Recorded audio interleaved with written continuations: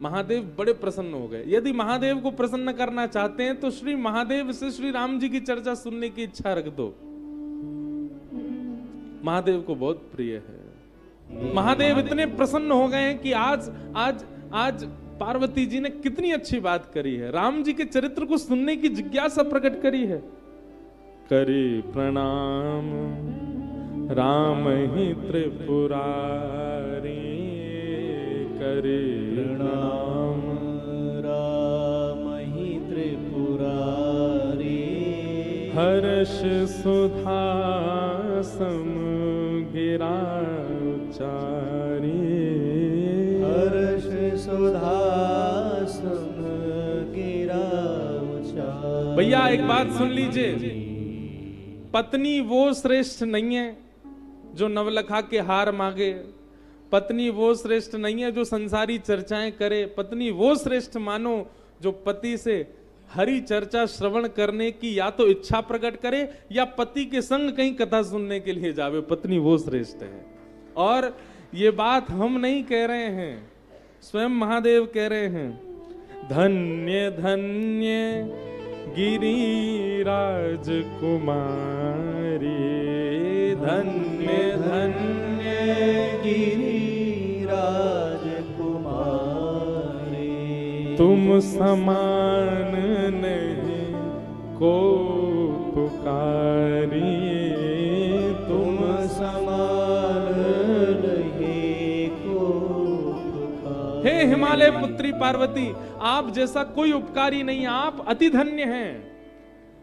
आज मानो महादेव का हृदय नृत्य कर रहा है। जिस सती ने पहले हृदय दुखाया था, जिनके भाव से महादेव अत्यंत अत्यंत विलाप करने लगे थे, विरह में चले गए थे, आज वही जब पार्वती के रूप में आई और उन्होंने श्री रघुपति प्रसंग पूछा है तो मानो महादेव तांडव नृत्य करने की इच्छा में आ गए हैं, अत्यंत प्रसन्न हो गए हैं, धन्य धन्य कह रहे हैं। बोले आप जैसी कोई उपकारी नहीं है हे गिरिराज कुमारी। भैया विवाह के बाद पति पत्नी को यह करना चाहिए क्या? जो नव विवाहित होने वाले हैं उनको तो हम पहले ही बता रहे हैं, और जिनके रह चुके हैं उनको तो अब क्या बताएं, अब तो बहुत समय निकल गया, लेकिन फिर भी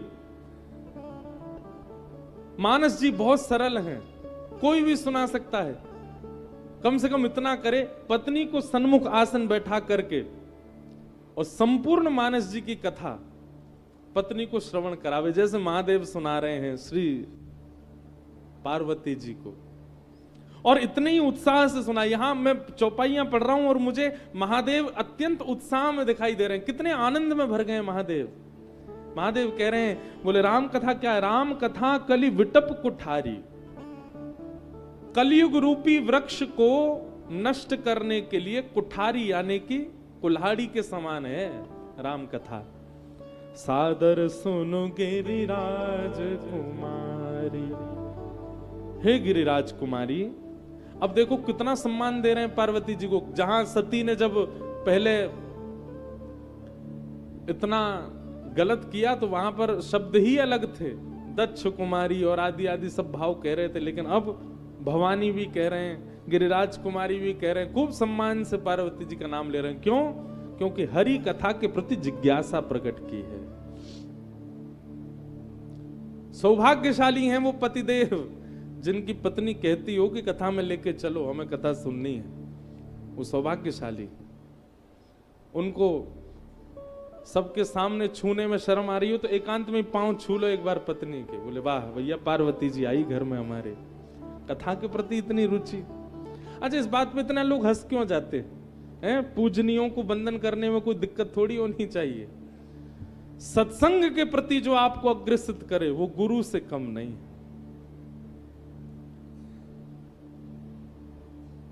और हम एक बहुत अच्छी युक्ति बता रहे हैं। आजकल विवाह टिक नहीं रहे लोगों के। अगर चाहते हैं कि विवाह टिके तो ब्याह के बाद कुछ दिनों के लिए, भले ही 9 दिनों के लिए कहीं तीर्थ में जाइए और वहां तीर्थ में दोनों ब्रह्मचर्य का पालन करते हुए मानस जी का पाठ एक दूसरे को सुनाइए।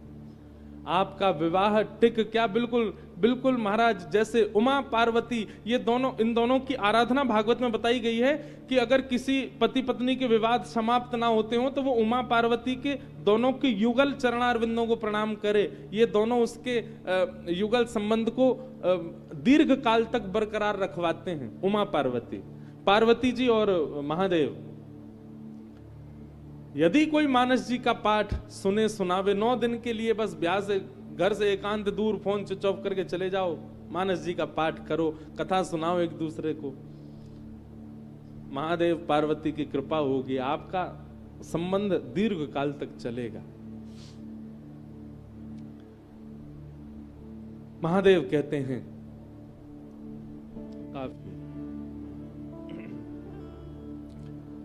राम जन्म के अनेक हेतु हैं पार्वती जी, कुछ 2-4 कारण मानस जी में बताए गए हैं, उनको मैं तुम्हें सुना रहा हूं, कृपया ध्यान पूर्वक सुनो। द्वारपाल हरि के प्रिय दो, द्वारपाल हरि के प्रिय दो, जय और विजय जान सबको, जय और विजय जान सबको। 2 द्वारपाल हैं भगवान की, कथा सबको पता है, और ये बात मैं ही नहीं कह रहा हूं, स्वयं गोस्वामी जी भी कह रहे हैं कि सबको पता है, जाने सबको। जय और विजय। सनक सनंदन सनातन सनत कुमार एक बार भगवान नारायण का दर्शन करने के लिए गए,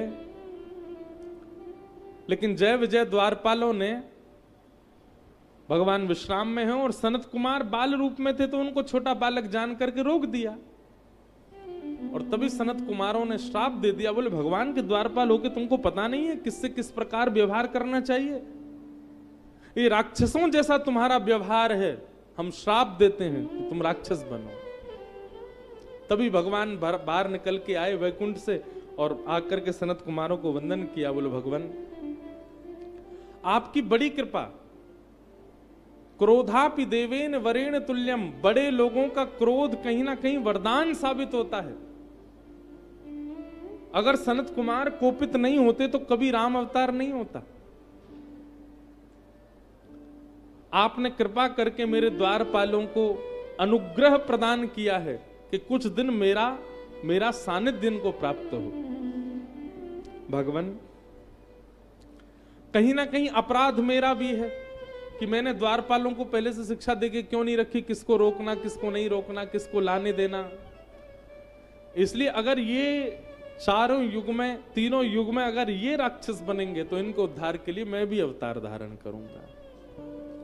सतयुग में जय और विजय हिरण्यकश्यप और हिरण्याक्ष के रूप में प्रकटे, और भगवान ने एक अपनी तरफ से बात कही, ये 3 बार राक्षस बनेंगे और इनके उद्धार के लिए मैं 4 अवतार धारण करूंगा। हम 4 बार जाएंगे।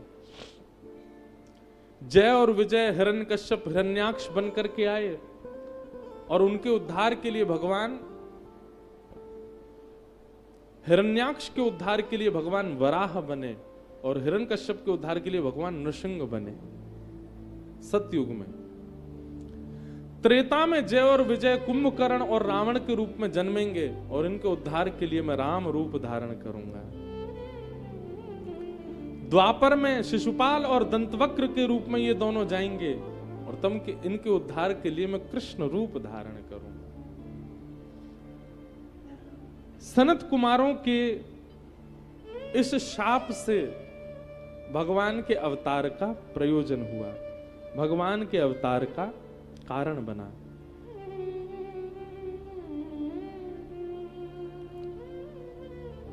फिर एक कथा जलंधर की सुनाई गई जहां भगवान ने उसके उद्धार के लिए भी राम रूप धारण किया।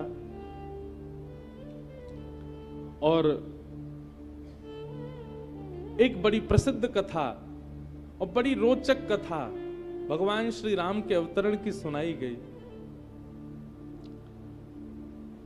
नारद श्राप दीन एक बारा नारद श्राप दीन एक बारा कल्प एक तेहि लगी अवतारा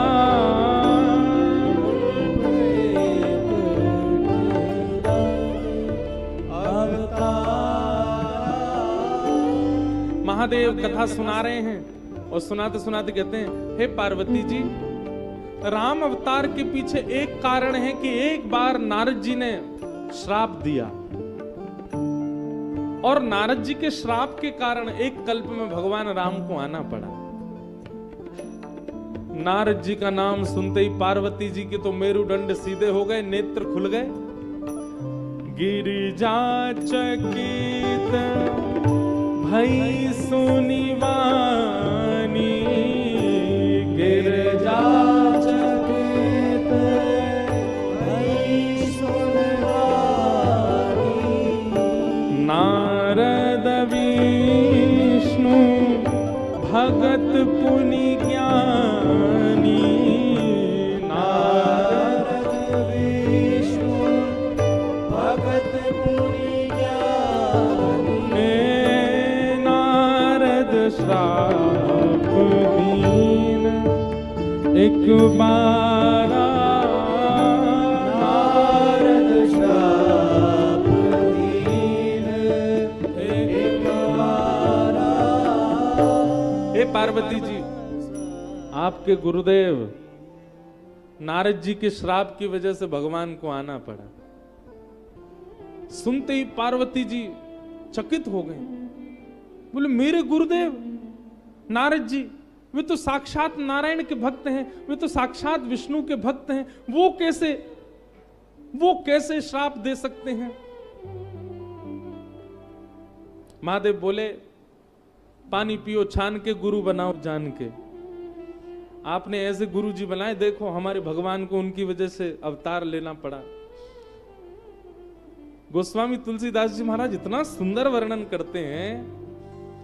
पार्वती जी बोली, अरे नहीं नहीं नहीं नहीं, आप हमारे गुरु पर प्रश्न मत उठाइए।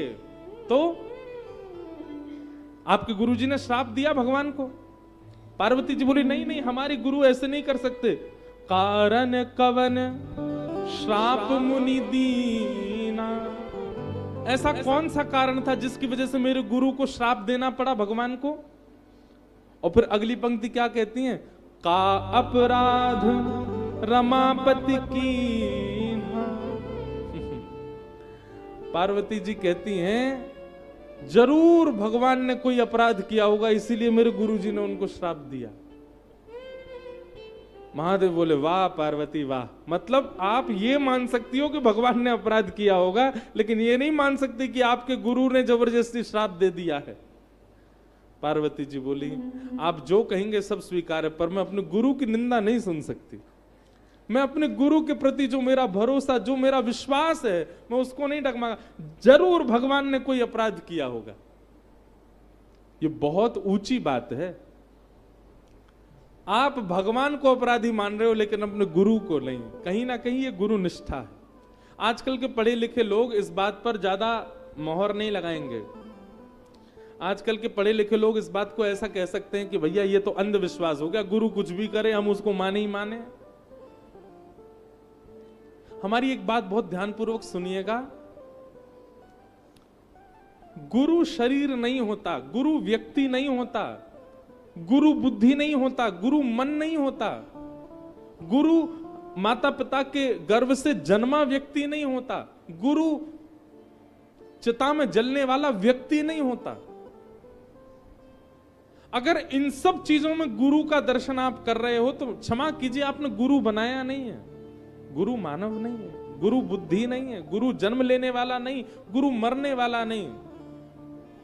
चिदानंद रूप शिवोहम शिवोहम, वो साक्षात शिव है, वो साक्षात राम है, वो साक्षात परब्रह्म के समान है। वो गुरु दृष्टि अगर हो जाए तो मानो कि आपने गुरु बनाया है। अगर आप ये मानते हैं कि गुरु व्यक्ति है तो गुरु से अपराध होगा तो आपको दिखेगा।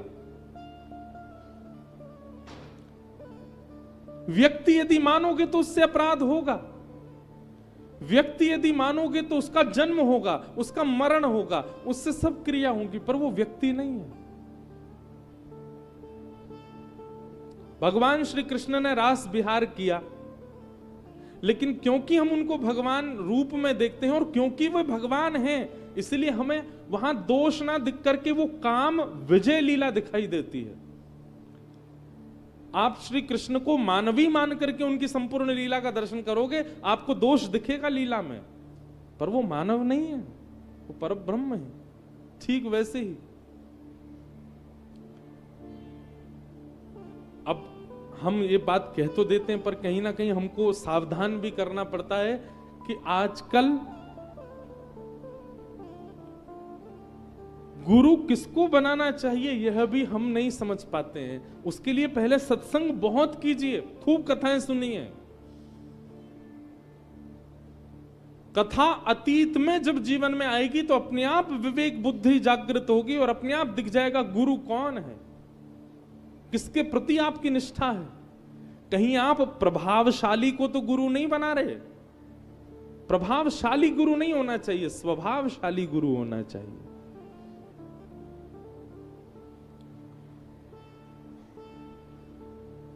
लेकिन जब गुरु बना लो तो गुरु के वचन अटल कर मानो। गुरु वाणी पर, गुरु आज्ञा पर, गुरु चर्चा पर, गुरु वाक्य पर इतना विश्वास रखो, आपका विश्वास ही आपको भगवत प्राप्ति करा देगा। बस विश्वास अटल हो।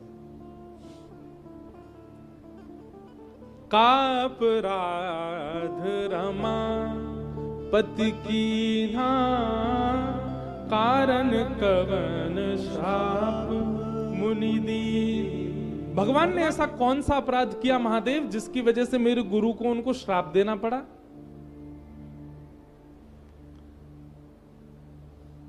महादेव हंसने लगे, बोले जय हो पार्वती जी, आपकी गुरु निष्ठा को प्रणाम।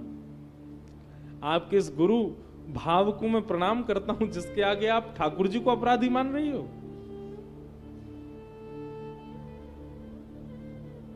बोले भी हंसी महेश तब, ज्ञानी मूढ़ न कोई, जैसी जस रघुपति करही, जब सो तस तो ही छन होई।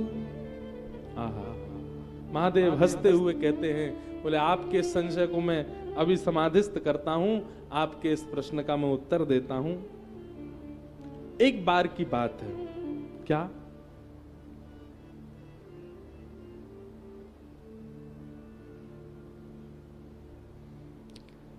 बद्रीनाथ की बात है। बद्रीनाथ में श्री नारद जी महाराज तप कर रहे हैं, और आप जब तप कर रहे थे तभी वहां कामदेव का आगमन हो गया। जैसे कल हम सुन रहे थे ना कि महादेव के तप में कामदेव ने आकर के भंग किया, ऐसे। अच्छा, कामदेव खुद नहीं आता, कामदेव को देवता ही भेजते हैं। नारद जी महाराज का तप इतना श्रेष्ठ चल रहा था, इतना उत्तम चल रहा था, स्वर्ग में बैठा हुआ इंद्र घबरा गया। इंद्र को लगने लगा कि कहीं नारद जी का तप इतना श्रेष्ठ ना हो जाए कि ये मेरी पदवी छीन ले मुझसे। इंद्र के पास एक ही बाण है, कामदेव।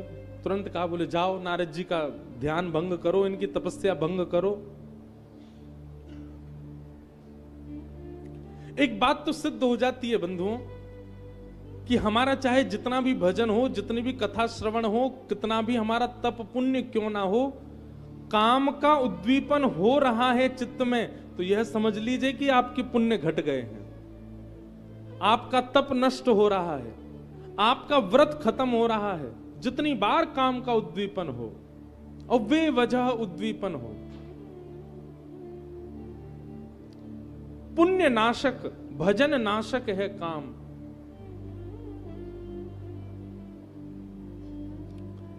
नारद जी महाराज तप कर रहे थे, तभी कामदेव का आगमन हो गया। और कामदेव ने आकर के सुंदर हवा बहानी शुरू कर दी, अप्सराएं नृत्य करने लगी, गंधर्वा आ गई, आकर के सुंदर सुंदर महकाने लगी वातावरण को, सुंदर पुष्प प्रकट हो गए। कामदेव ने अपने सबरे बाण चला दिए, लेकिन जिस प्रकार महादेव का बाल बांका नहीं कर पाया, उसी प्रकार नारद जी भी ध्यानस्थ रहे, कामदेव उनका कुछ नहीं बिगाड़ पाए। कामदेव ने जैसे ही देखा कि भैया नारद जी का तो बाल बांका भी नहीं हुआ, ये तो यथावत उसी स्थिति में बैठे हैं, सोई कामदेव ने चरणों में प्रणाम किया, दंडवत किया, जय हो जय हो जय हो भगवान, या तो मैंने महादेव को देखा था इस रूप में, या फिर मैंने आज आपको देखा, आपकी जय हो। नारद जी महाराज के धीरे धीरे नेत्र खुले। अच्छा, एक बात सुनेंगे आप।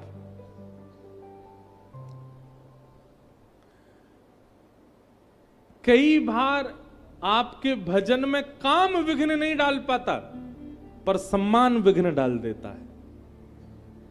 कई बार काम आपको आपके भजन से हटा नहीं पाता, पर बहुत सम्मान दिखने लग जाता है, तो आप अपने मार्ग से बिखरने लग जाते हैं, बिछड़ने लग जाते हैं। कहीं ना कहीं काम से भी ज्यादा बलवान सम्मान है।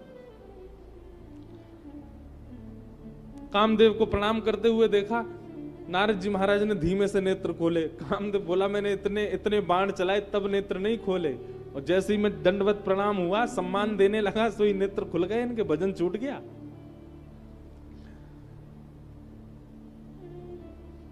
कामदेव बोला, मुझे क्षमा कर दीजिए, आपके भजन में मैंने विघ्न डाला, आप मुझे शाप मत दीजिएगा, आप मुझ पर नाराज मत होइएगा। भयऊ न नारद मन कछु रोषा, नारद जी ने कोई क्रोध नहीं किया। कही प्रिय वचन काम परितोषा, नाई चरण सिर आयश पाई, गयऊ मदन तब सहित सहाई।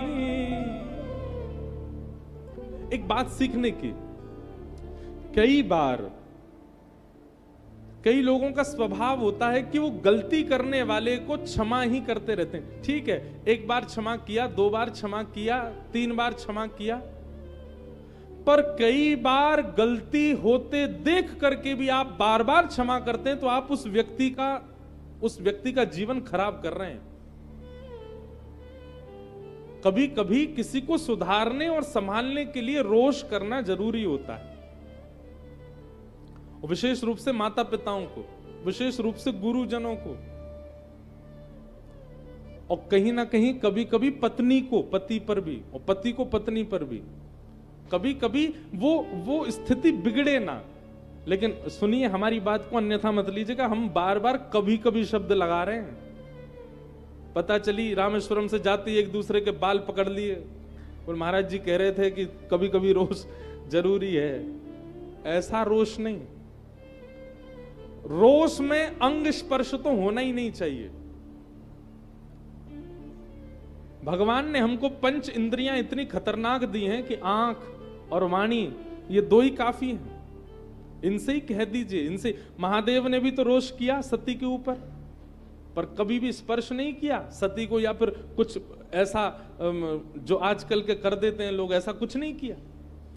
केवल व्यवहार से ही सती को अनुभव करा दिया कि उसने गलत किया है।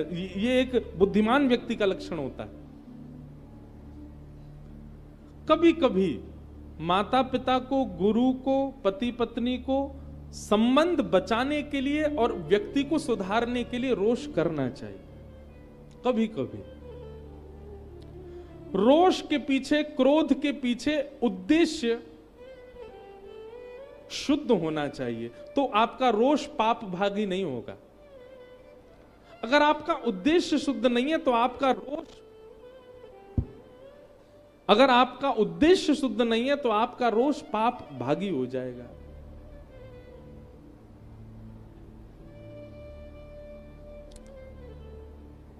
कामदेव क्षमा मांगने लगा, मुझसे गलती हो गई, मैंने आपके तप में भंग डाला। नारद जी बोले, इधर आओ। उसके सिर पे हाथ फिरने, कोई बात नहीं बेटा। चरणों में प्रणाम किया, कामदेव चला गया। नारद जी महाराज लंबी सांस लेने लगे। अच्छा, तो हमने काम को जीत लिया। पूरे विश्व में महादेव की चर्चा होती है, सब महादेव की चर्चा करते हैं कि उन्होंने तो कामदेव को जला के भस्म कर दिया, पर देखो मैंने काम को जलाया भी नहीं, मैंने तो जीत लिया। कहीं ना कहीं महादेव से ऊंचा मेरा नाम हो गया। जरूरी नहीं है कि काम ही सर्वनाश करता है, कभी कभी मान भी सर्वनाश कर देता है। बहुत ध्यानपूर्वक सुनो। नारद जी महाराज के मन में आया, लेकिन काम को हमने जीता ये देखा तो किसी ने भी नहीं, इसका प्रचार कैसे हो, दुनिया को पता कैसे चले कि हमने काम जीता।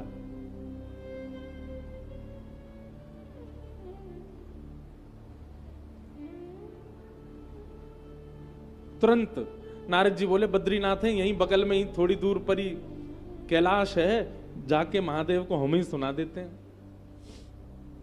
नारद जी महाराज भजन करते भय, कीर्तन करते भय सीधे पहुंचे कैलाश। महादेव ध्यानस्थ बैठे हैं। नारद जी महाराज का आगमन हुआ।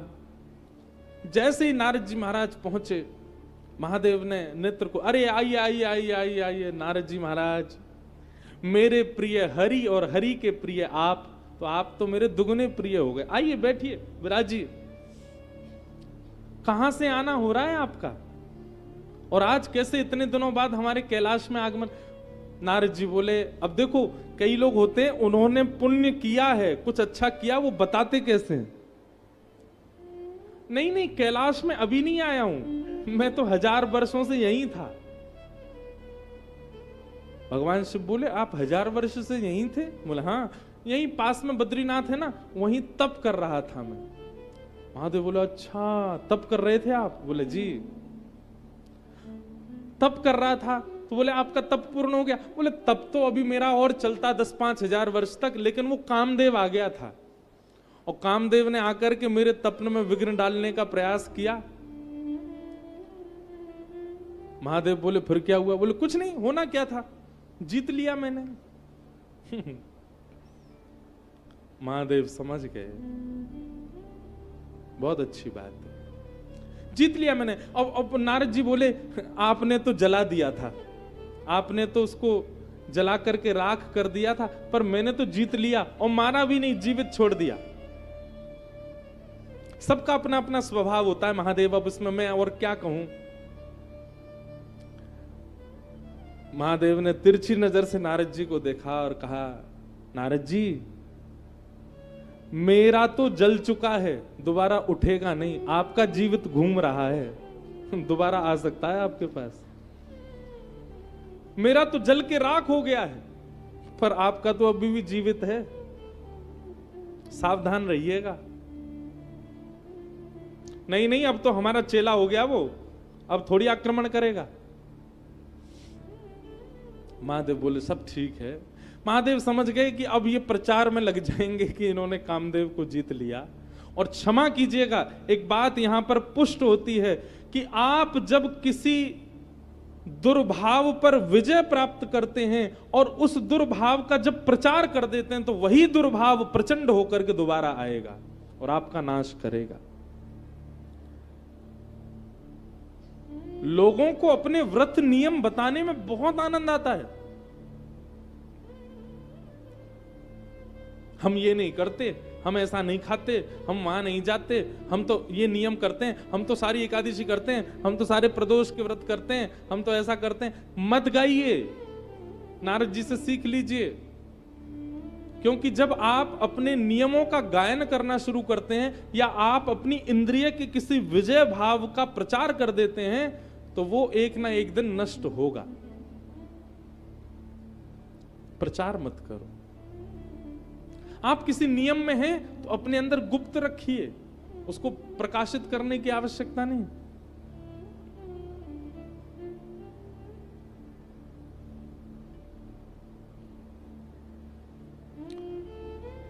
महादेव बोले, बहुत अच्छा नारद जी, आओ कुछ प्रसाद आदि पाया?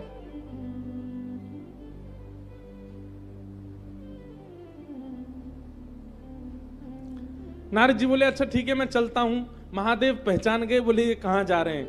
अब इनको लगा कि महेश को तो सुना दिया, अब जाकर के रमेश को सुनाऊं। रमेश मतलब लक्ष्मीपति, उनको भी तो बताऊं कि मैंने कामदेव जीता। सावधान किया महादेव ने, क्या?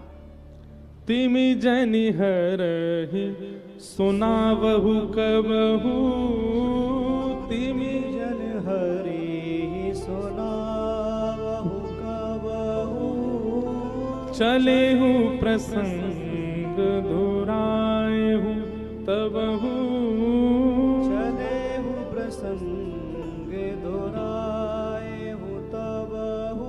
कितने भोले हैं महादेव।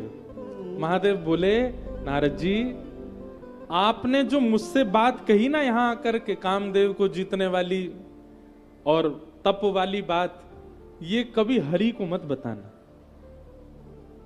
उनसे मत जाकर के कहिएगा इस बात को जो मुझसे कही है आपने आकर के। और इतना ही नहीं, चले हु प्रसंग दुरायहु तबहु, अगर कभी काम के विजय की बात भी चल रही हो और आप उस सभा में बैठे हो, तब भी आप कभी इस बात का प्रकाश मत कीजिएगा कि आपने काम पर विजय प्राप्त की है। दोनों प्रकार से उन्होंने नारद जी को समझाया कि आप इस बात को हरि से मत कह देना।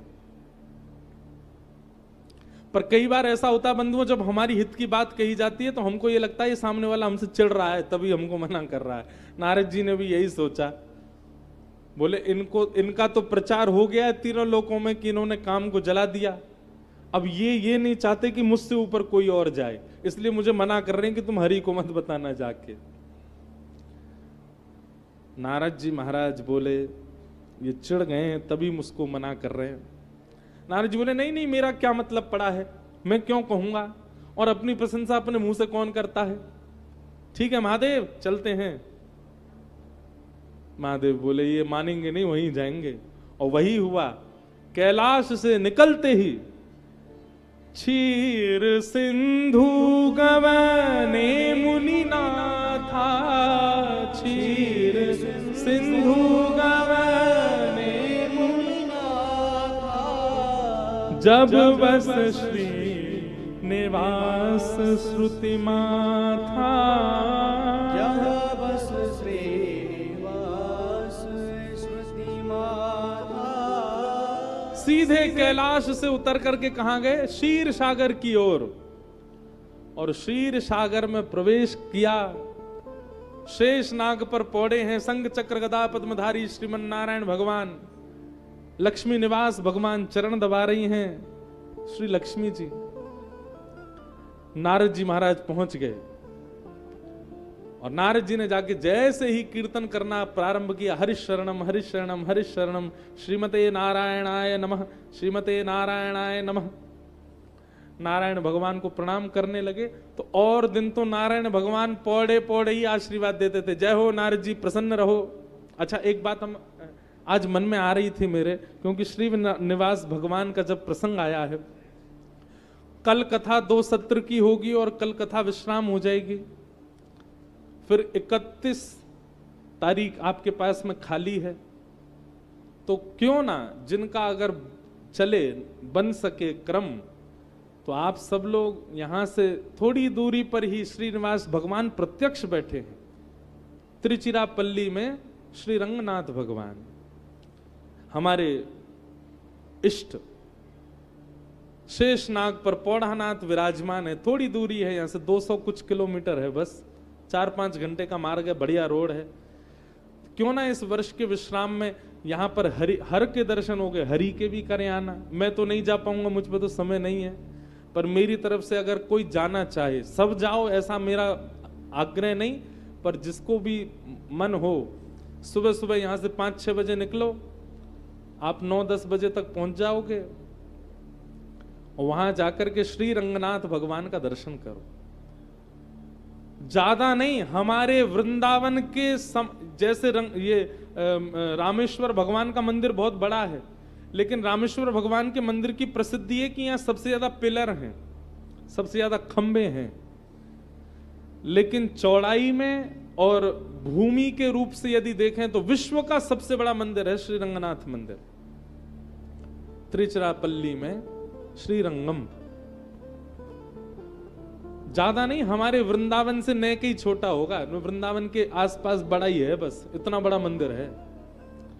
और वहां पर साक्षात श्री रंगनाथ भगवान विराज रहे हैं। बहुत सुंदर कथा है श्री रंगनाथ भगवान की। और ये कौन है पता है आपको? रंगनाथ भगवान ये राम जी के इष्ट हैं। अयोध्या में दशरथ जी जिन अपने इष्ट की आराधना करते हैं वही विराज रहे हैं यहां पर। ये देवताओं के आराध्य थे। तब एक बार इंद्र ने प्रसन्न होकर के दशरथ जी से कहा कि आप कुछ मांग लीजिए। तो दशरथ जी बोले आपके जो इष्ट नारायण है ये हमको दे दो, हम अपनी अयोध्या में इनकी पूजा करेंगे। तब वही नारायण भगवान अयोध्या में विराजे। और जब अयोध्या में विराज गए, राम जी लंका गए, लंका में जाकर के रावण का वध किया। तब लंकापति जो नए बने विभीषण, उन्होंने चरणों में प्रणाम करके कहा, बोले भगवान अब आप लंका में ही विराजो, लंका के राजा आप ही बन जाओ, यही निवास करो। भगवान बोले अयोध्या मुझे बहुत प्यारी है, भरत जी मेरा प्रतीक्षा कर रहे हैं, मैं नहीं रुक पाऊंगा। विभीषण बोले मुझे और कुछ नहीं चाहिए, बस आप ही चाहिए।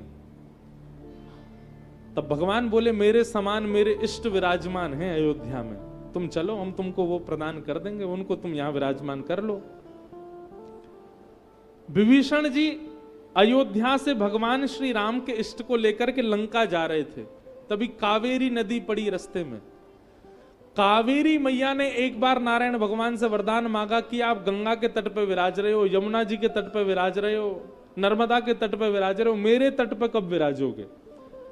तब भगवान ने कावेरी को वचन दिया था कि एक हम त्रेता में जब राम जी के कुल के इष्ट बन करके आएंगे तब कोई ऐसी योजना बनेगी, हम दक्षिण आएंगे और तुम्हारे तट पर विराजेंगे। जैसे ही कावेरी के तट से विभीषण जी लंका की ओर जाने लगे, कावेरी अंदर ही अंदर प्रार्थना करने लगे, भगवान ये मेरा ही तट है, रुक जाइए यहां पर। भगवान बोले हम कुछ करते हैं। विभीषण जी कंधा पर रख के ले जा रहे थे, तो भगवान ने विभीषण जी से पहले ही कहा था कि हमको कहीं रखना नहीं, सीधे लंका ही लेके चलना, अगर तुम बीच में कहीं रुके तो हम वहीं रुक जाएंगे। सोई भगवान ने वरुण भगवान से कहा कुछ करो खलबली, और वरुण ने आकर के महाराज विभीषण जी के श्री अंग में ऐसी जल की मात्रा बढ़ाई कि उनको शंका निवृत्त करने की इच्छा हुई, और इतनी तीव्रता से इच्छा होने लगी कि वे रोक ही नहीं पा रहे थे स्वयं को। भगवान साथ में शुद्धता का ध्यान रखना है। तुरंत उन्होंने बिना विचार किए ठाकुर जी को पधरा दिया, निवृत्त होने गए, कावेरी में स्नान करके शुद्ध अवस्था होकर के जैसे ही आए भगवान को उठाने लगे। ठाकुर जी बोले हमने कहा था जहां रखोगे वहीं रहेंगे, अब हम यहीं रहेंगे। विभीषण बहुत रोए, बोले भगवान आप तो लंका चलने के लिए निकले थे, अब आप यहीं रुक गए, अब मैं क्या करूं, मैं प्राण त्याग दूं अपने? बोले भगवान बोले नहीं नहीं चिंता नहीं करो, देखो सुनो हमारी बात। संपूर्ण विश्व में नारायण के जितने भी मंदिर हैं सब शुभमुखी होंगे, लेकिन एकमात्र श्रीरंगम श्री रंगनाथ मंदिर ऐसा होगा जो दक्षिण मुखी होगा। और दक्षिण मुखी होने का तात्पर्य यह है कि तुम रोज लंका से मेरा दर्शन कर सकते हो, और मैं रोज लंका की ओर ही तुमको देखता रहूंगा, तुम्हारी ओर देखता रहूंगा। कावेरी के वर को पूर्ण करने के लिए मुझे यहां रुकना पड़ेगा, पर तुम नित्य मेरा दर्शन करने के लिए आ सकते हो, और तुम अपने भवन पर खड़े होकर के वहां से मेरा दर्शन करोगे, वहां से तुमको मैं दिखा करूंगा। इसलिए एकमात्र नारायण भगवान दक्षिण में श्री रंगम में दक्षिण मुखी होकर के बैठे। विभीषण अपनी लंका से रोज दर्शन करता है, और ऐसा कहते हैं कि शायद वो कभी आते भी हैं यहां दर्शन करने के लिए। तो ये आदि नारायण वैकुंठ के नारायण साक्षात पृथ्वी पर यदि विराज रहे हैं तो वो श्री रंगम में विराज रहे हैं। और दूसरी बात, रंगनाथ भगवान का जो दर्शन करने जाए उनको हम बता दें, जो गर्भगृह जहां भगवान नारायण विराज रहे हैं शेष शैया पर, वो गर्भगृह किसी मानव ने नहीं बनाया, वो गर्भगृह वैकुंठ से ही आया है। पूरा का पूरा गर्भगृह ही सचल है, वही अयोध्या में था, वही कावेरी के तट पर है, वही देवलोक में था, वही वैकुंठ में था। एक होता है कि भगवान का श्री विग्रह केवल इतना ही है, परंतु वो समस्त जो गर्भगृह है वो पूरा श्री विग्रह से ही जुड़ा हुआ है, वो अलग नहीं है। अद्भुत दर्शन है भगवान का। हमने एक बार दर्शन किए थे तो वहां पर हाथी ठाकुर जी की मंगला करने आते हैं, और जब वो हाथी चिंघाड़ते हैं ना, हाथी की जो आवाज होती है उसमें वो बोलते हैं रंगा रंगा श्री रंगा, भगवान का वंदन करते हैं। ऐसे अद्भुत, यहां से थोड़ी दूर पर ही हरि विराज रहे हैं। हर से मिल ली, अब हरि से भी मिल आना यदि समय मिले तो। क्षीर सिंधु गवने मुनिनाथा, क्षीर सिंधु गवने मुनिनाथा, जहाँ बस श्री निवास श्रुति माथा, जहाँ बस श्री निवास श्रुति माथा, जहाँ बस श्री निवास श्रुति माथा, जहाँ बस श्री निवास श्रुति माथा। नारद जी पहुंच गए, शेषनाग पर पौड़े थे भगवान। जैसे ही नारद जी ने आकर के करताल में कीर्तन करना शुरू किया, और दिन तो भगवान शेषनाग पे बैठे बैठे आशीर्वाद देते थे, आओ नारद जी विराजो। पर आज ठाकुर जी उठ के खड़े हो गए, लक्ष्मी जी से कहा रुको रुको रुको, नारद जी आए हैं, उनका स्वागत कर आऊं, मैं थोड़ा उनको लेके आऊं। लक्ष्मी जी बोली पहली बार तुम आ नहीं रहे, तो बहुत बार आए हैं और हर बार आप पौड़े ही रहते हो, आज ऐसा विशेष क्या है कि आप उठ करके जा रहे हो? भगवान बोले बीमार हो गया नारद, और बीमार व्यक्ति को थोड़ा हाथ देना पड़ता है, कहीं बेचारा लड़खड़ा ना जाए, गिरगिरा ना जाए। बेचारे बहुत बीमार हो गए, इनको थोड़ा हाथ दे के आऊं। भगवान उतर करके दौड़े और दौड़ करके नारद जी का, अरे नारद जी संभल के संभल के संभल के, ऐसे लेकर के आए। नारद जी आकर के बैठ गए। भगवान बोले और बताइए सब बढ़िया है? हाँ जी सब बढ़िया। और कहां थे इतने दिन से आप आए नहीं, बहुत वर्ष लगा दिया आने में। बस नारद जी को तो प्रारंभ चाहिए था, कोई पूछ ले कहां थे इतने दिन से तो हम बताएं। कामचरित नारद सब भाखे, कामचरित नारद सब भाखे, यद्यपि प्रथम बरज शिव राखे, यद्यपि प्रथम बरज शिव राखे। सारी बात बता दी। बोले हम हिमालय गए थे और वहां पे जाके तपस्या कर रहे थे, और तपस्या करते करते करते करते करते समय निकलता गया निकलता गया निकलता गया, और ऐसा कह के नारद जी रुक गए। भगवान बोले फिर तपस्या पूर्ण हो गई? बोले पूर्ण तो नहीं हुई, कामदेव आ गया था, खूब प्रयास किया पर मैंने जीत लिया उसको, और पूरी बात बता दी। नारद कहेऊ सहित अभिमाना, नारद कहेऊ सहित अभिमाना। अभिमान में भर करके नारद जी क्या कहते हैं? कृपा तुम्हारी सकल भगवाना, कृपा तुम्हारी सकल भगवाना। बुरा मत मानिएगा, 99% लोग इसी भाव में रहते हैं। उनसे कहो आपका घर बहुत बढ़िया, आपका बेटा तो बहुत बढ़िया निकल के आया, आपकी बहू बहुत सब भगवान की कृपा है। सब लोग ऐसे ही बोलते हैं, पर सब अभिमान में बोलते हैं। मनी मन जब बोल रहे होते ना, सब आप लोगों का आशीर्वाद है, सब भगवान की कृपा है हमारे ऊपर, तो हम तो कुछ करते नहीं है भैया, क्या बताएं, कुछ किया ही नहीं। बेटा ने कहा था कि पिताजी 1 करोड़ रुपया लगेगा पढ़ने में, अब सब आप लोगों का आशीर्वाद कर दिया हमने व्यवस्था, तो बस हमारा कोई योग्य तो नहीं था। बेटा ने कहा कि अमेरिका पढ़ने जाना है, अब हमारी कहां भैया इतनी पहुंच, पर हमने करवा दिया। हमने किया, विदेश मंत्री को फोन किया, फिर हमने उससे कहा कि वीजा वीजा लगवा दो। हम हमारी तो कहां पहुंच है, सब भगवान की कृपा है। कहते भी जाएंगे और बार बार वो ये भी कहेंगे भगवान की कृपा। ये बात हम इसलिए कह रहे हैं, हम बहुत लोगों से मिलते हैं, किसी से कह दो आपने बहुत जोर की कथा कराई, क्या व्यवस्था करी है, हजारों लोग कथा में आ रहे थे। हमने कुछ नहीं किया महाराज, सब भगवान की कृपा। म्युनिसिपालिटी वालों ने तो मना किया था, आप कथा नहीं कर सकते। हमने एमएलए को फोन खटखटा दिया, उससे कहा कि कथा तो होगी हमारे यहाँ। उस समय हमको ये वाली पंक्ति याद आती है, नारद कहे सहित अभिमाना, क्या कृपा तुम्हारी सकल भगवान। सब आपकी कृपा है, मैं कहां काम को जीत सकता था, सब आपने किया भगवान। भगवान देख करके सिर हिला रहे हैं, वाह बहुत बढ़िया नारद।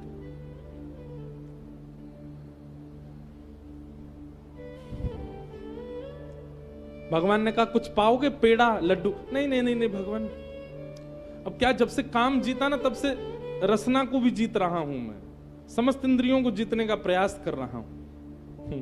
भगवान बोले बहुत बढ़िया, ठीक है नारद जी फिर आइएगा। बोले हाँ मैं जल्दी आऊंगा। भगवान देख करके अति प्रसन्न हो रहे, बोले अब नारद को संभालना जरूरी है। जैसे ही नारद जी क्षीर सागर से निकल करके बाहर आए, भगवान ने अपनी भ्रगुटी टेढ़ी की और जैसे ही भगवान की भ्रगुटी उठी, एक सुंदर श्रीनिवास नगर प्रकट हो गया समुद्र के बाहर। वैकुंठ भी जिसके सामने फीका हो ऐसा एक नगर प्रकट हो गया। और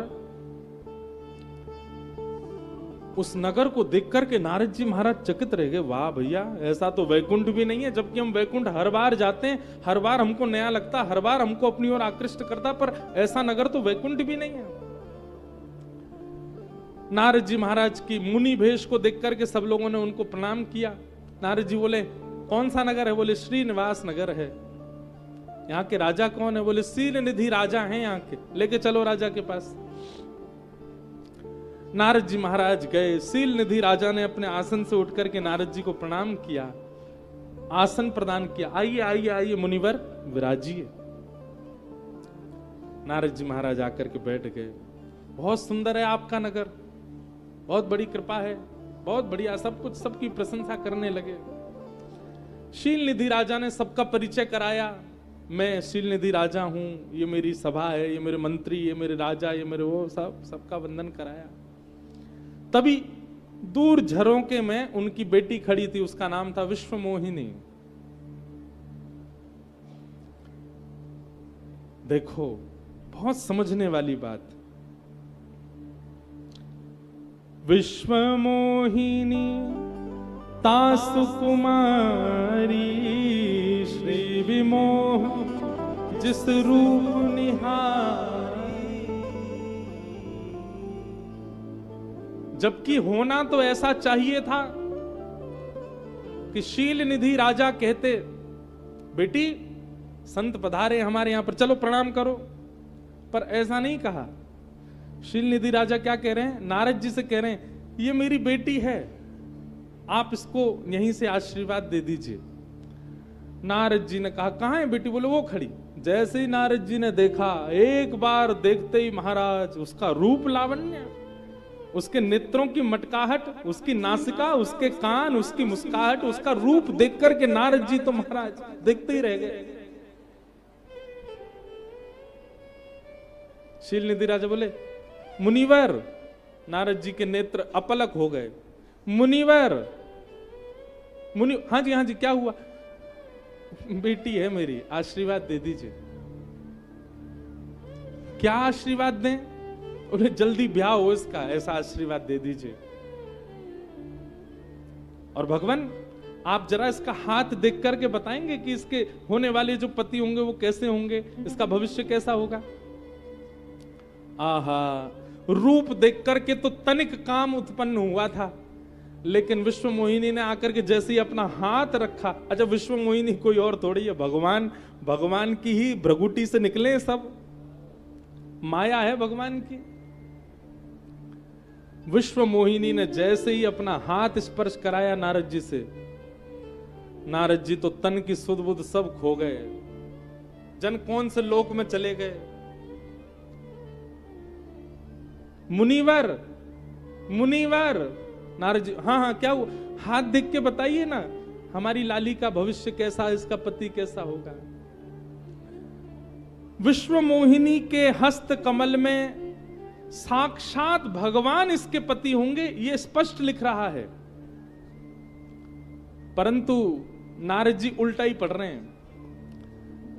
लिखा तो यह है कि जगत नियंता जगदाधार इसके पति होंगे, पर नारद जी कह रहे हैं जिससे इसका ब्याह होगा वो जगतपति बन जाएगा, वो जगदाधार हो जाएगा।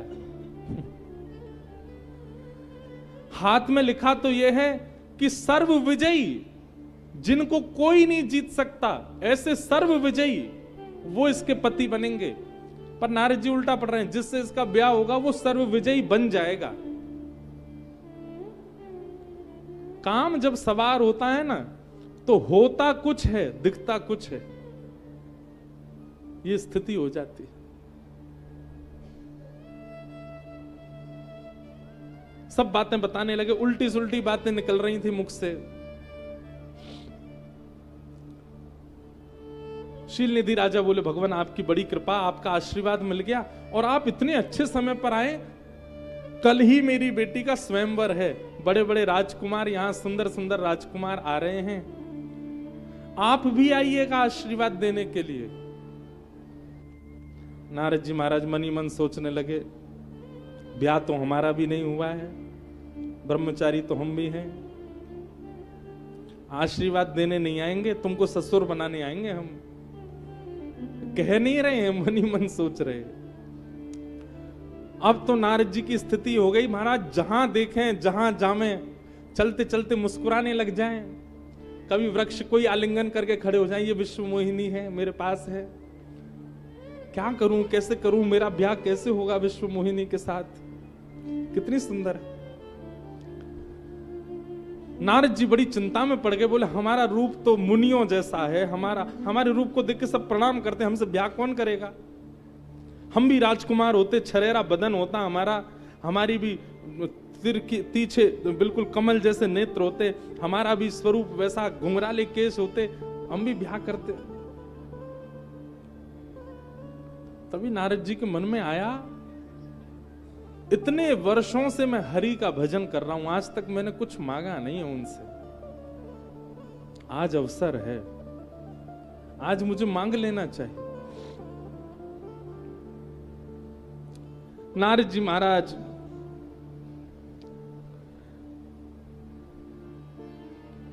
तुरंत गए भगवान के पास और तुरंत भगवान के पास जाकर के कहा, हरि सन मांगो सुंदरताई, हरि सन मांगो सुंदरताई, होई जात गहरुवति भाई, होई जात गहरुवति भाई। तुरंत गए भगवान के पास, भगवान से जाके कहा, भगवान आपका इतना भजन किया मैंने, आपकी इतनी तपस्या करी, आपका इतना नाम जप किया, आज तक कुछ मांगा नहीं, पर आज कुछ मांगना चाहता हूं। भगवान बोले, अरे नारद, तुम मांगने में देरी करोगे, मैं देने में देरी नहीं करूंगा, मांगो क्या चाहिए तुमको। आपन रूप देहु प्रभु मोहि, आपन रूप देहु प्रभु मोहि, आन भांति नहीं पावोहि, आन भांति नहीं पावोहि। एक बात कहें, कई लोग ठाकुर जी को लोभ देते हैं, हे रामेश्वर भगवान हम चांदी का गेट बनवा देंगे आपका, लेकिन निष्काम भाव से नहीं, इसके बदले आप ये करवा देना। कल हम लोग गए थे मंदिर में, कितने 22 तीर्थ थे, 22 तीर्थों में स्नान करके आए। आप लोग स्नान करके आए 22 तीर्थों में? कौन कौन कर आए, हाथ ऊपर करो। वाह भैया, हम तो पहले कर आए, हमको लेके ही नहीं गए संग में, हम अकेले कल डोलते रहे वहां। 22 तीर्थों में कल स्नान करके आए। अच्छा देखो, हमारे अंदर भी थोड़ा सा लोभ आ गया कि हमको लगा हम ही करके गए, आपने तो किया ही नहीं होगा। पर आप सब खेले खाए हो हमसे पहले ही। तो कल हम 22 तीर्थों में स्नान करने गए। अब व्यक्ति जब वहां स्नान करता है ना, एक एक कुएं पे जाके, और एक कुआं से दूसरे कुआं पे जाता है, बीच में थोड़ी ठंडी सी लगती है, तो कहीं ना कहीं मन में आता है, हे रामेश्वर भगवान देख रहे हो, हम आपके देखो एक एक तीर्थ में नहा रहे हैं, जाड़ा लग रहा है, ठंड लग रही है, फिर भी नहा रहे, थोड़ी न कृपा कर दी हमारे ऊपर। ठाकुर जी कहते होंगे एहसान कर रहे हो तुम मेरे ऊपर, स्नान करो। बिल्कुल मत करो, कौन सा हमारी गरज पड़ी है। और कल हम लोगों ने एक बड़ी चतुराई वाला काम किया। महादेव के पुत्र श्री कार्तिकेय जी दक्षिण में विराजते हैं अय्यप्पा स्वामी के नाम से। कौन? अय्यप्पा स्वामी। तो अय्यप्पा स्वामी के जो अर्चक हैं उनको आप लोग देखेंगे रोड पर, वो काले वस्त्र पहन के घूमते हैं, काला पटका, काली धोती, और स्वयं भी श्याम वर्ण के ही होते हैं। वो जब हंसते हैं तो केवल आंख और दांत ही दिखते हैं उनके, उस पर भी श्याम वर्ण की कांति, श्याम वर्ण के वस्त्र। तो कल हम लोग गए तो ऐसे ही थे, पर हमारे संघ के सब पंडित जी लोग बड़े ऊधमी हैं। 10 लोग थे, 10 ने काले वस्त्र पहन लिए, हमने काला उपरना। अब हमको क्या है, अंदर के लोग सोचे ये अय्यप्पा स्वामी वाले ही आए हैं ये, अब वो हमसे यहीं की भाषा में बात करें, ए अन्ना। तो हम लोग भी खूब आनंद लें। हमको कहीं नहीं रोका गया, सब हमको बल्कि वीवीआईपी लाइन में और भेजा गया, बोले अय्यप्पा वाले हैं, बहुत थके आ रहे होंगे, इनको जल्दी जल्दी करवाओ स्नान। ये सब आनंद है। तो कहना क्या चाहते हैं, कई बार हम लोग ठाकुर जी की भक्ति को एहसान मान करके करते हैं कि ठाकुर जी देख लो हम कितना भजन कर रहे हैं, ठाकुर जी देख लो हम कितनी तपस्या कर, आप हम पे कृपा नहीं करोगे? ठाकुर जी बिल्कुल मत करे, तेरे करने से थोड़ी कुछ बनना है मेरे काम, तो पड़ो रहे अपने घर में। नारद जी महाराज जाकर के भगवान से कह रहे हैं, मैंने आपका इतना भजन गाया, इतनी तपस्या करी, इतना सब कुछ किया, इसके बदले मुझे कुछ देंगे नहीं आप? भगवान बोले मांगो, क्या चाहिए नारद? आपन रूप देहु प्रभु मोहि, आन भात नहीं पाऊं। आप अपना रूप मुझको दे दीजिए,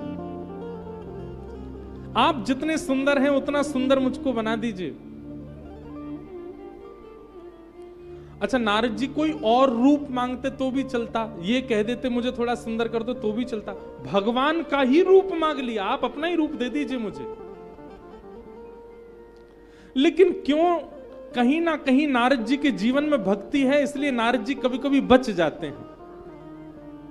केवल इतना ही कह देते कि आप अपना रूप दे दो तो ये मानते कि नारद जी ने भजन नहीं किया है, लेकिन क्योंकि भजन किया है इसलिए अगली चौपाई में कहते हैं, जेहि विधि नाथ होई हित मोरा, जेहि विधि नाथ होई हित मोरा, करहूं सुबेगी दास में तोरा, करहूं सुबेगी दास में तोरा। बहुत सावधानी से सुनिएगा,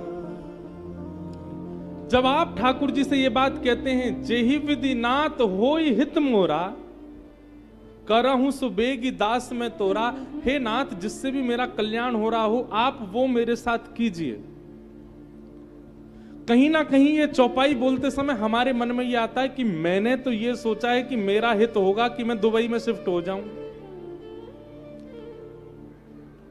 सब लोग बहुत सावधानी से सुनो, कुछ भाव चित्त में आ रहे हैं, श्रवण करो।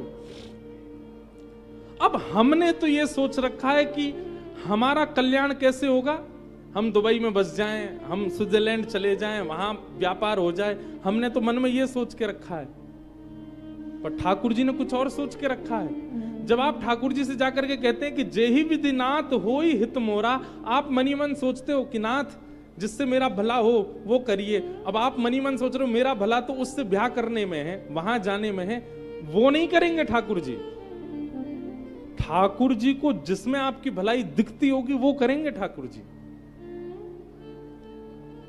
गोस्वामी तुलसीदास जी की कथा प्रसंग में एक कथा आती है कि गोस्वामी जी ब्याह नहीं कर रहे थे। खूब कथाएं होती थी, गोस्वामी जी की कथा सुनकर के लोग आनंदित होते थे, पर गोस्वामी जी ब्याह नहीं कर रहे थे।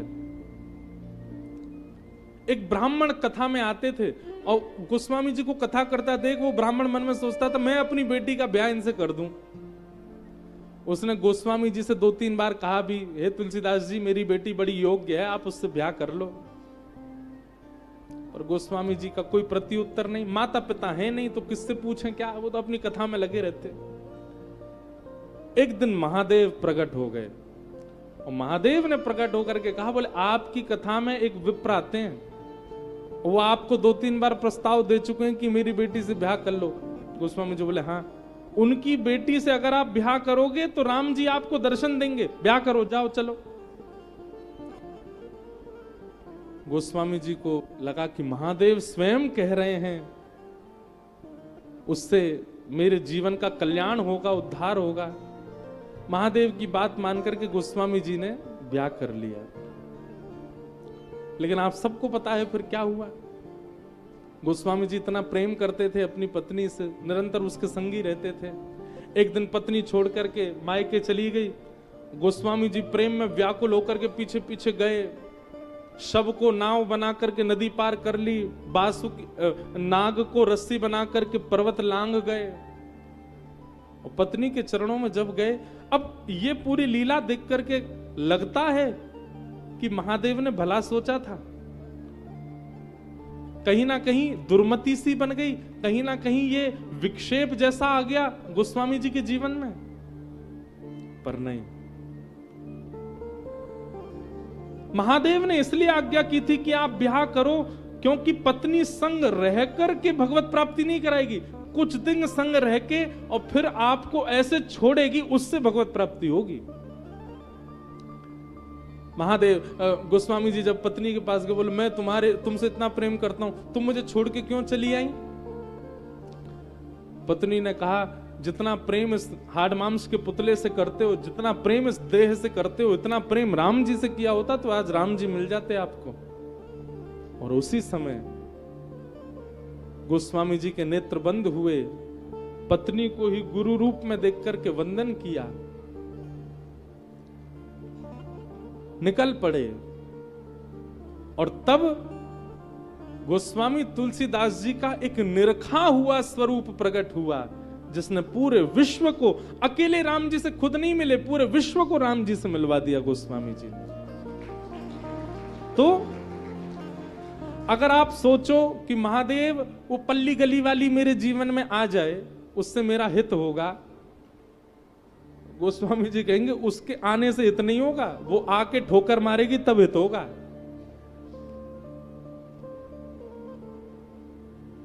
जेहि विधिनाथ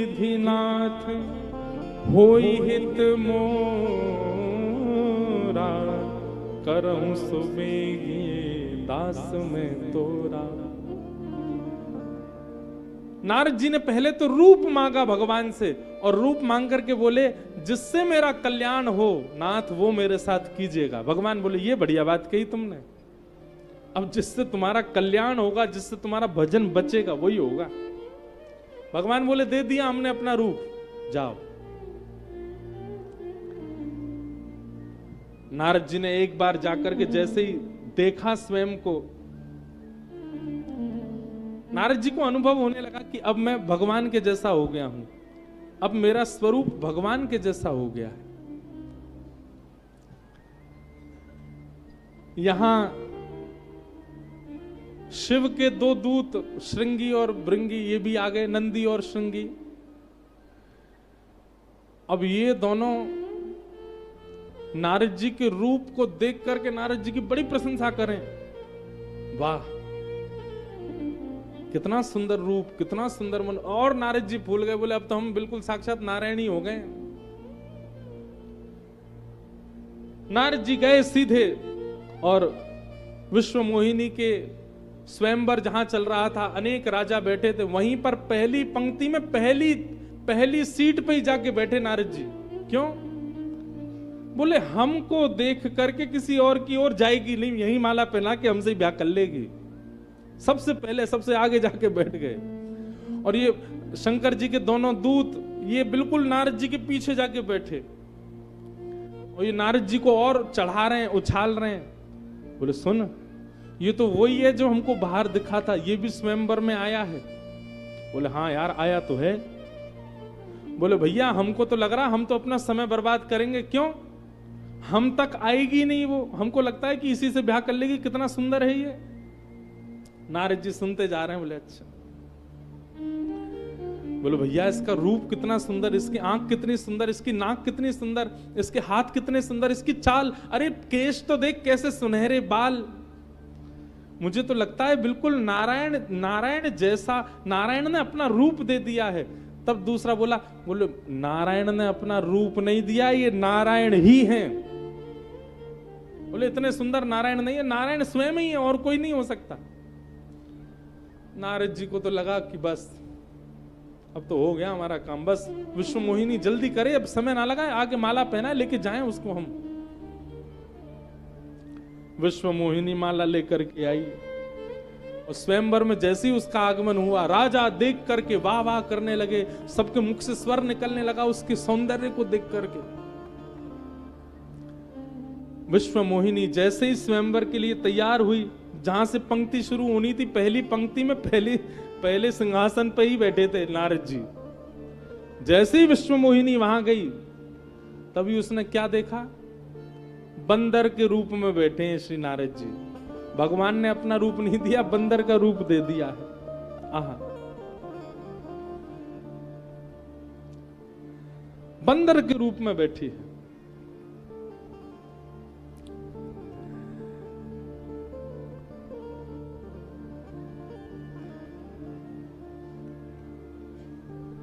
मरकट बंदर भयंकर देह, देखत हृदय कोद बातें। जैसे ही देखा कि मेरे स्वयंवर में बंदर बैठा है, बंदर को बुलाया, अपने पिता पर क्रोधित हो गई। सब जो भी व्यवस्था कर्मी थे सब पर नाराज हो गई और उसने कहा मुझे स्वयंवर ही नहीं करना। मैंने आते ही एक अपशकुन बंदर का रूप देख लिया, बंदर को मेरे स्वयंवर में किसने बैठने दिया? और विश्व मोहिनी ने उस पंक्ति में देखना तो दूर, गई ही नहीं, वहां पूरी पंक्ति को ही छोड़ दिया, गई नहीं उसमें, किसी राजा को ही नहीं देखा, दूसरी पंक्ति से प्रारंभ कर दिया। नारद जी महाराज को पता नहीं लगा। नारद जी बोले अभी देखा नहीं मेरी ओर, अभी इसको हमारा रूप दिखा नहीं है, इसलिए दूसरी जगह चली। कोई नहीं, हमारे पास आएगी तो हमारे रूप को देख करके तो माला तो हमको ही पहनानी है। विश्व मोहिनी एक एक करके राजाओं को रिजेक्ट करती जा रही थी। तभी धरी नृप तनु तहा गयऊ कृपाला, कुंवरी हर्षि मेलेऊ जयमाला। तभी वहां पर उस सभा में एक राजकुमार का रूप धारण करके साक्षात हरि, साक्षात नारायण, एक अत्यंत सुंदर राजकुमार का रूप धारण करके आ गए।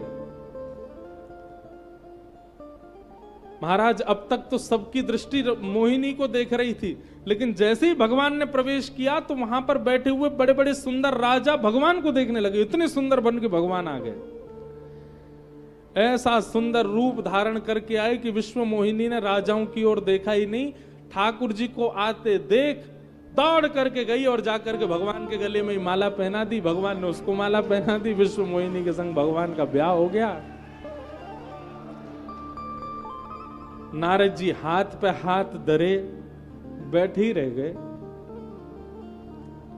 बोले इसने तो हमारी ओर देखा ही नहीं, और कोई और राजकुमार आया ब्याह करके लेके चला गया।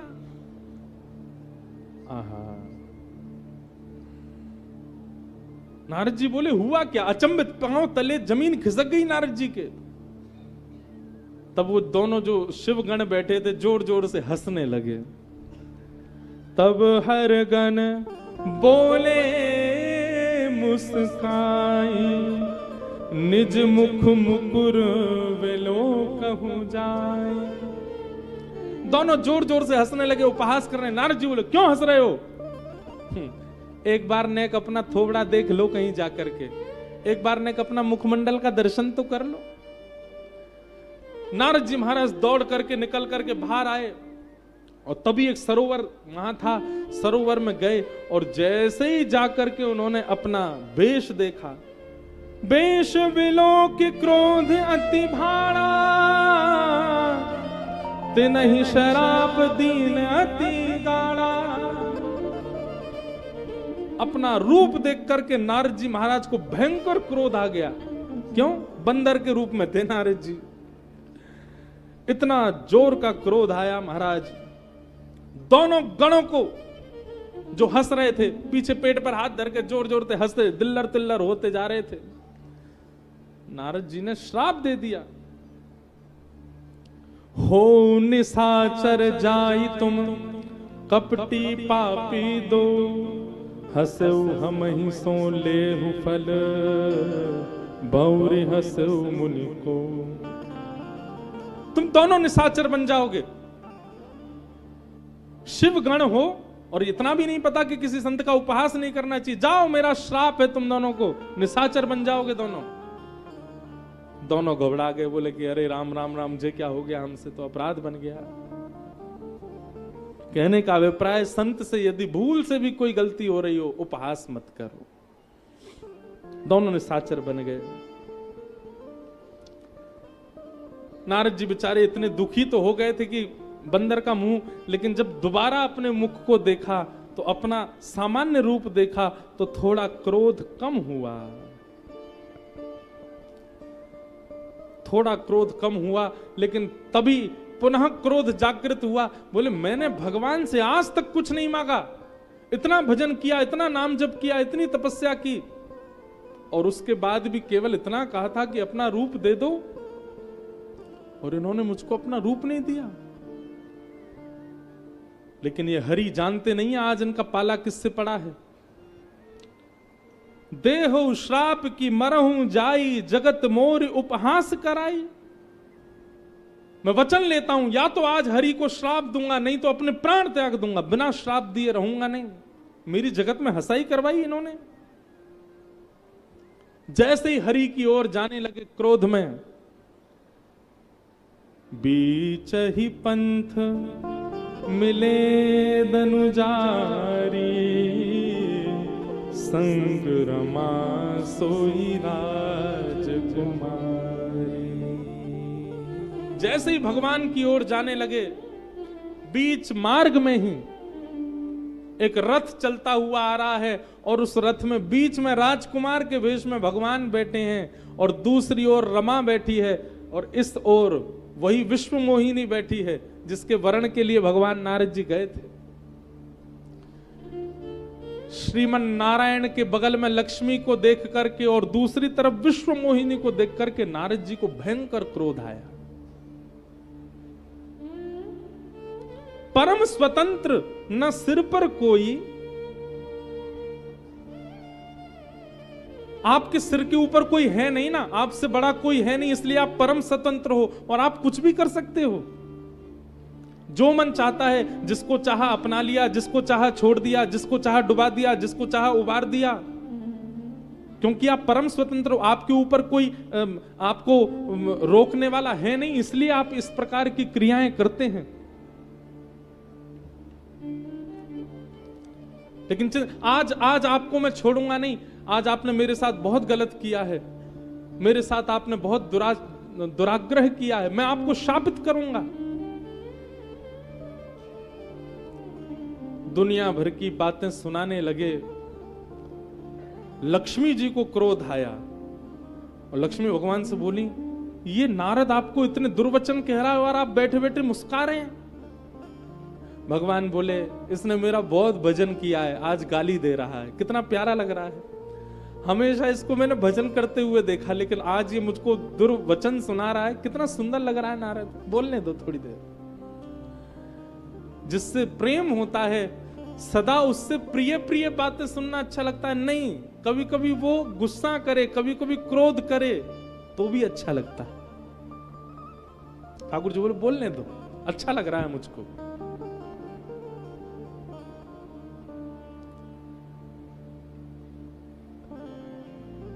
भगवान बैठे बैठे मंद मुस्काए सुन रहे थे। नारद जी महाराज बोले, आपने जो आज मेरे साथ किया, मैं श्राप देता हूं आपको। क्या?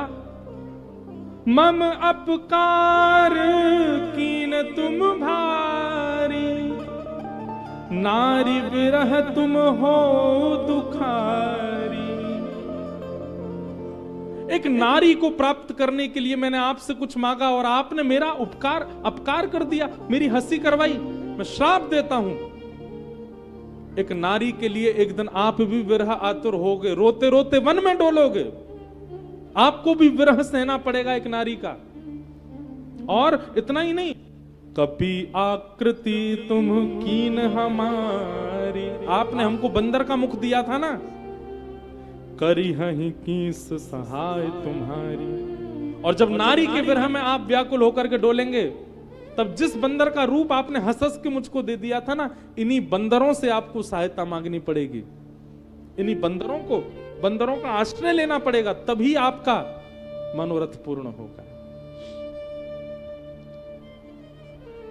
भगवान ने तुरंत अपने नेत्र बंद कर लिए और उसी समय सृजन कर दिया अपने नारद मुनि के वचनों को सुनकर के राम अवतार का। बोलो राजा रामचंद्र भगवान की जय। एक चीज सीखने को मिली यहां पर, क्या?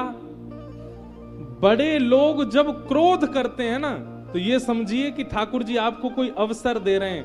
उस क्रोध को दुराग्रह ना मान करके अवसर मान लीजिए, आप ही राम बन जाओगे। जैसे ही नारद जी ने क्रोध किया, भगवान ने नेत्र बंद करके राम अवतार का सृजन कर दिया अपने चित्त में। और जैसे ही नेत्र खोले, नेत्र खोलते ही जितनी मायावी नगरी बनी थी, माया की मोहिनी आई थी, माया का सरोवर था, माया का भवन था, सब कुछ अंतर ध्यान हो गया और फिर से यथावत पहले जैसा ही हो गया, जैसा पूर्व में था। और जैसी सारी माया अंतर ध्यान हुई, केवल दो लोग खड़े हैं वन में, सामने नारद और इधर ठाकुर जी। नारद जी ने जब चारों ओर देखा, देख करके समझ गए, बोले ओहो, ये तो भगवान की माया थी। ये तो भगवान ने माया से निर्माण किया था इन सब का। चरणों में गिर गए, रोने लगे। भगवान, मुझसे अपराध हो गया, मुझसे बहुत बड़ी भूल हो गई भगवान। मृषा हो मम शाप कृपाला, मम इच्छा कहतीन दया। मैं दुर्वचन कहे बहु तेरे, कह मुनि पाप मिटहि के मेरे। भगवान, मुझसे भूल हो गई। कान पकड़ करके नारद जी बैठ गए, भगवान के श्री सुंदर चरण कमलों को अपने हाथों से मलने लगे। जिन हरि का मन में भी कभी मैं गलत नहीं सोच सकता, मैंने इतना कुछ कह दिया आपको, आपके लिए इतना कुछ कर दिया, मैंने श्राप दे दिया। हे भगवान, अभी इसी वक्त मेरा श्राप निरर्थक हो जाए, कृपा कीजिए।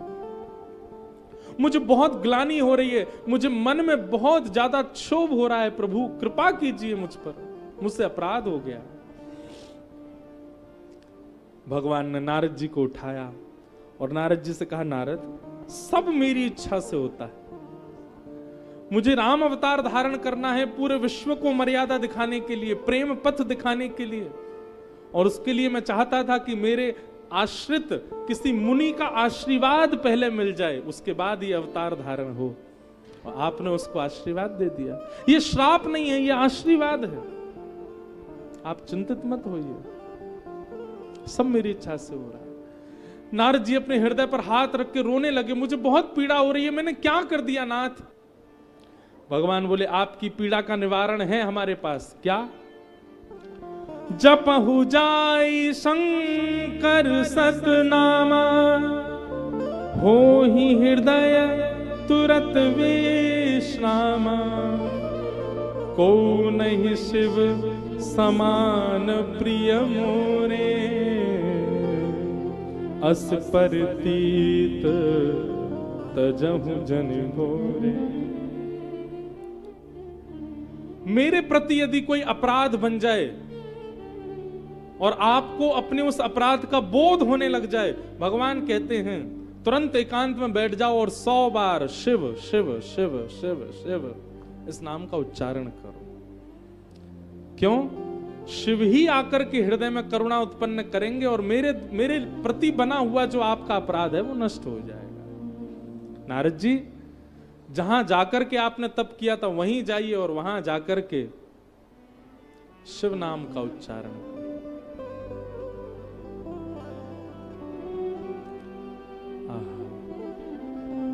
हिमालय पर गए हैं नारद जी और वहीं उसी स्थान जहां बैठकर के कामदेव को पराजित किया था, वहीं बैठकर के श्री नारद जी महाराज शंभु शंभु शिव शिव शिव शिव नाम उच्चारण करने लगे।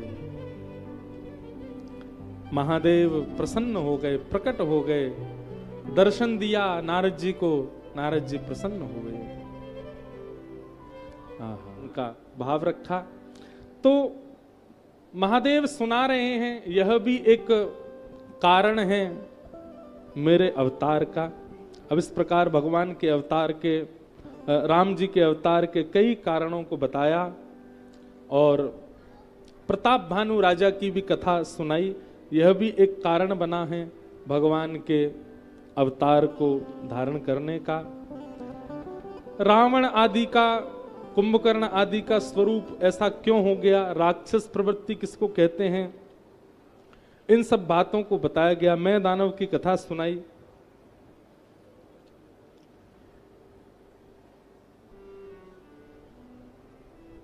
बाड़े खल बहु चोर जुआरा, जे लंपट पर धन पर दारा, मां नहीं मात पिता नहीं देवा, साधुन सन करवा वही सेवा। राक्षसों के लक्षण यहां पर बताए गए हैं। राक्षस का पहला लक्षण क्या है? पराये धन और पराई स्त्री पर कुदृष्टि रखने वाले को राक्षस कहते हैं। उसका हरण करना तो बहुत आगे की बात है, कुदृष्टि रखना मात्र भी एक राक्षसत्व का लक्षण है, किसी के धन पर और किसी की स्त्री पर। और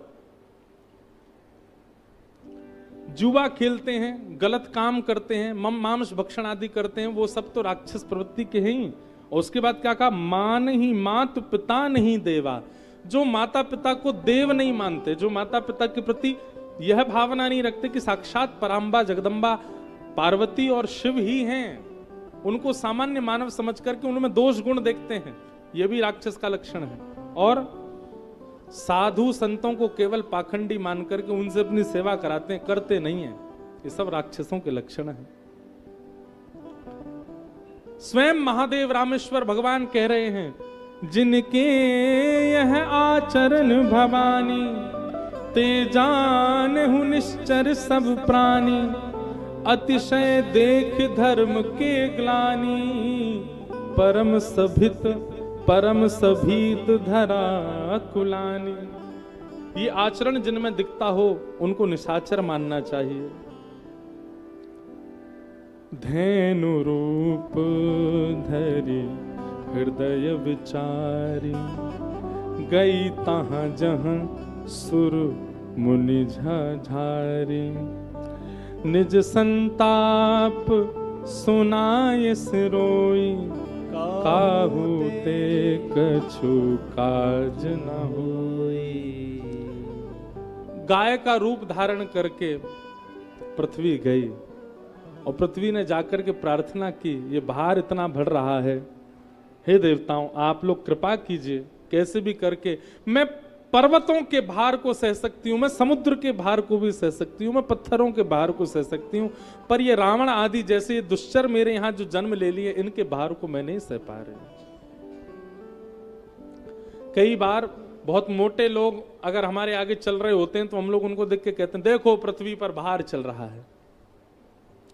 पृथ्वी को उसका भार नहीं लगता, पर कोई झूठा व्यक्ति जब चलता है, कोई कामी व्यक्ति जब चलता है, पर स्त्री पर धन के प्रति कुदृष्टि रखने वाला जब चलता है, तब पृथ्वी को निश्चित भार लगता है। ये क्यों जीवित है मेरे ऊपर?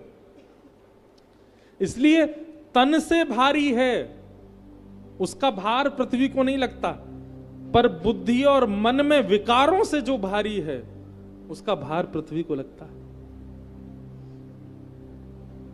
पृथ्वी ने जाकर के सब देवताओं से प्रार्थना की और सब देवता पृथ्वी को लेकर के वैकुंठ नाथ पति को प्रणाम करने लगे। सबने ठाकुर जी से प्रार्थना की और प्रार्थना करके कहा, भगवान पृथ्वी के भार को हल्का करने के लिए आप कृपा करें। जाके हृदय भगत जिस प्रीति, प्रभुतः प्रगट सदा तिहि रीति। तेहि समान तेहि समाज गिरिजा में रहे, अवसर पाई बचन एक कहो। हरि व्यापक सर्वत्र समाना, प्रेम ते प्रगट होई मैं जाना।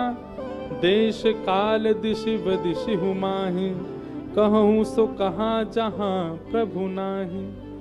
प्रभु सब जगह विद्यमान है। हरि व्यापक सर्वत्र समाना, प्रेम ते प्रगट होई मैं जाना। ठाकुर जी को प्रेम से पुकारा जाए, वो निश्चित प्रकट हो जाएंगे पृथ्वी के भार को हल्का करने के लिए।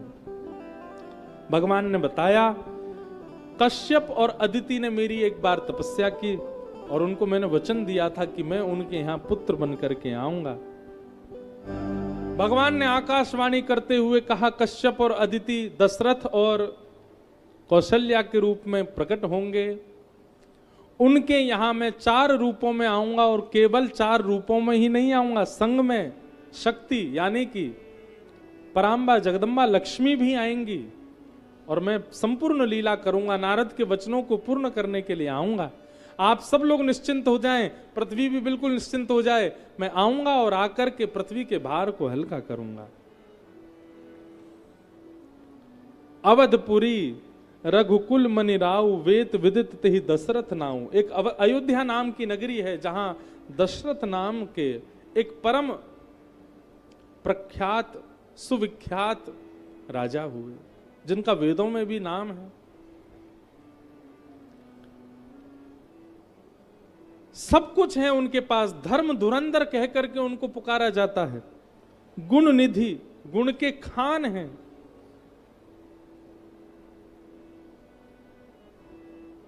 सब गुणों से संपन्न, सब बलों से संपन्न, सब विद्या से संपन्न है श्री दशरथ जी महाराज।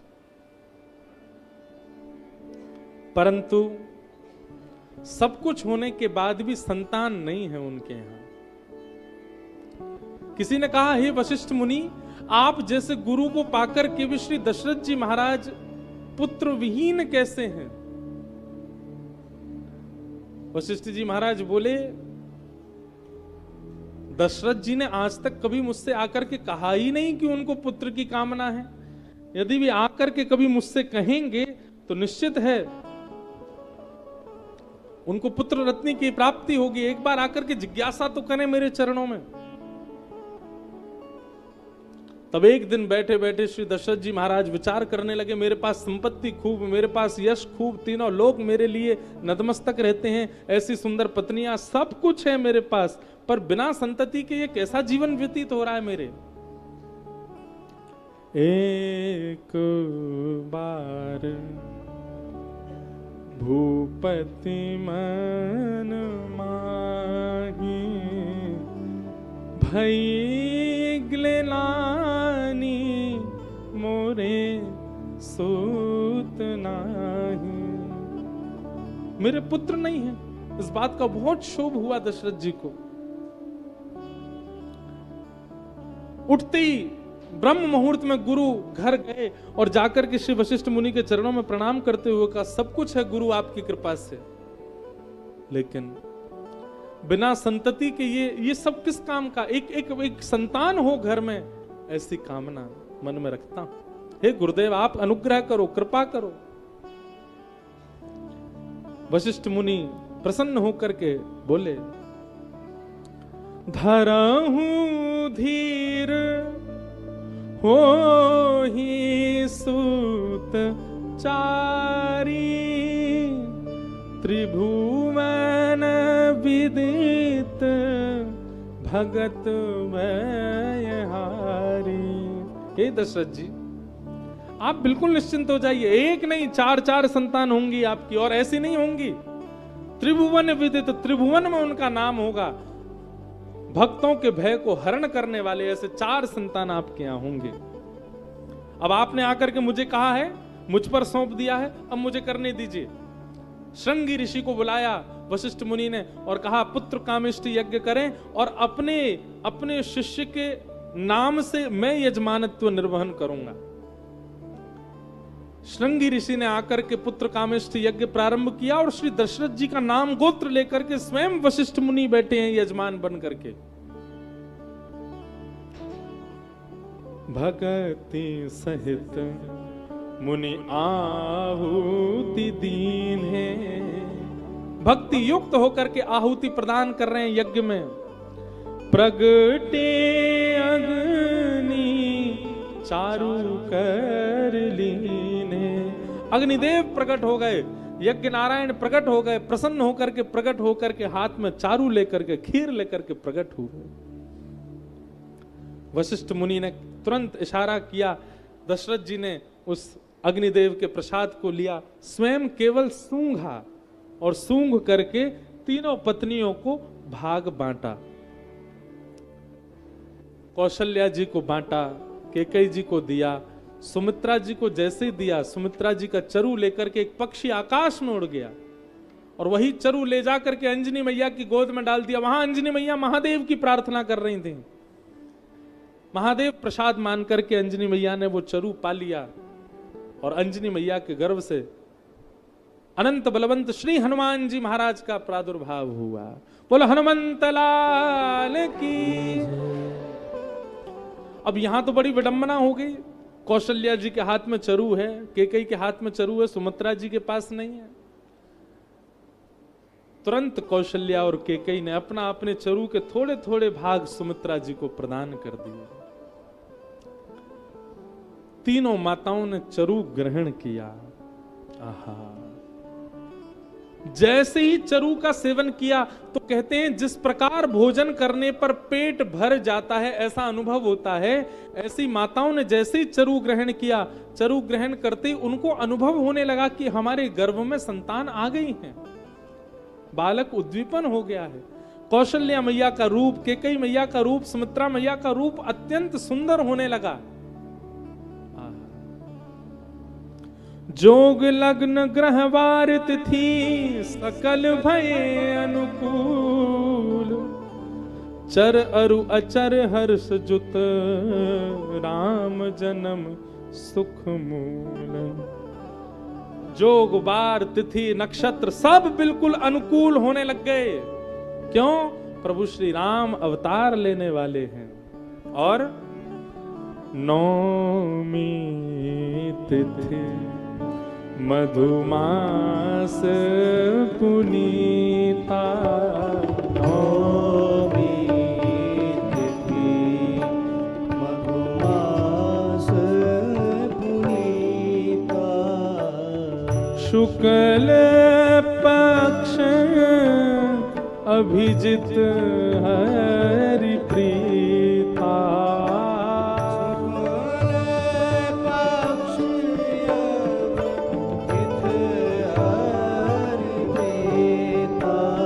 नौमी तिथि है, चैत्र का महीना है, शुक्ल पक्ष और अभिजीत मुहूर्त हुआ है।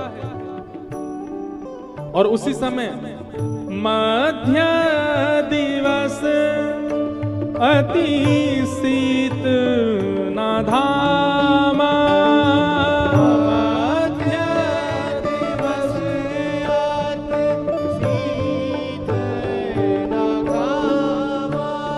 देखो ये जितने यहां पर अनुकूलताएं बताई जा रही हैं, सब लोग ध्यान से सुनना। यहां जितनी अनुकूलता बताई जा रही है, नौमी तिथि मधुमास शुक्ल पक्ष अभिजित हरिप्रीता, मध्य दिवस अतिशीत न धावा, पावन काल लोक विश्रामा। एक भी अगर मैच हो रही हो तो समझ जाओ राम जी की बड़ी कृपा है। हमारी बाकी चीजें तो मैच नहीं हो रही, पर एक चीज मैच हो रही है। क्या? अति शीत न धामा। रामेश्वरम में अभी मौसम कैसा है? ना तो ज्यादा ठंडी है ना ज्यादा गर्मी है। इतना है कि आप लोग घूम सकते हैं। कहां हमारे वृंदावन में, काशी में 2-2 कंबलन में सो रहे हैं लोग, और हम लोग रात में केवल पंखा ही चला दें, थोड़ी बहुत एसी की जरूरत पड़ती, नहीं तो पंखा में ही नींद आ रही है। भले ही सारे काल इस कथा से मेल ना खा रहे हों, परंतु एक काल तो मेल खा रहा है। अति शीत न धामा, ना ज्यादा ठंडी है ना ज्यादा गर्मी है। इसीलिए राम अवतार तक ही कथा हो रही है रामेश्वरम में, क्योंकि यह माहौल महादेव ने बना करके चुना था हमारे लिए। मध्य दिवस अति शीत न धामा, मध्य दिवस अति शीत न धामा। हे पावन काल लोक वैष्णवा,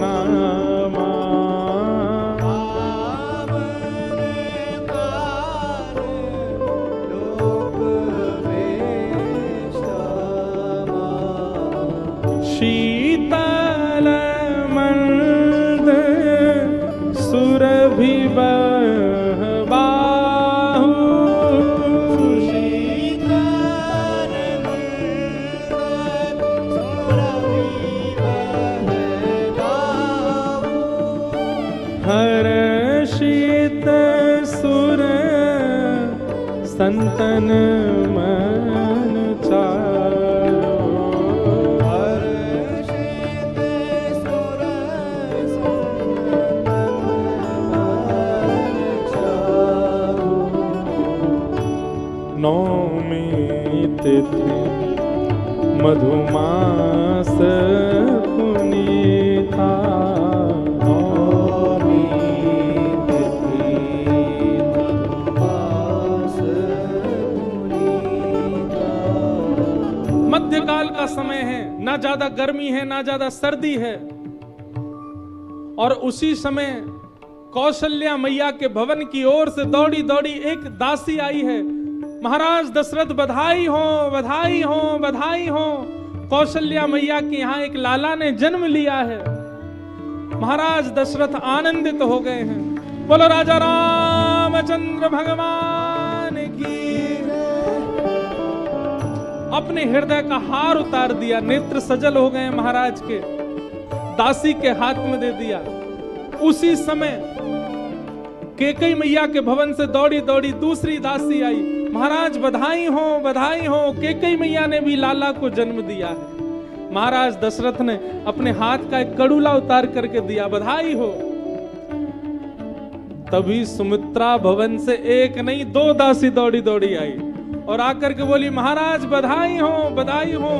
सुमित्रा रानी ने 2-2 बालकों को जन्म दिया है। आहा, पूरे अयोध्या में आनंद होने लगा, बधाई की लहर छा गई। ब्रह्मलोक में बैठे हुए ब्रह्मा जी नृत्य करने लगे, शिवलोक में बैठे हुए भगवान शिव डमरू बजाने लगे, तांडव नृत्य करने लगे।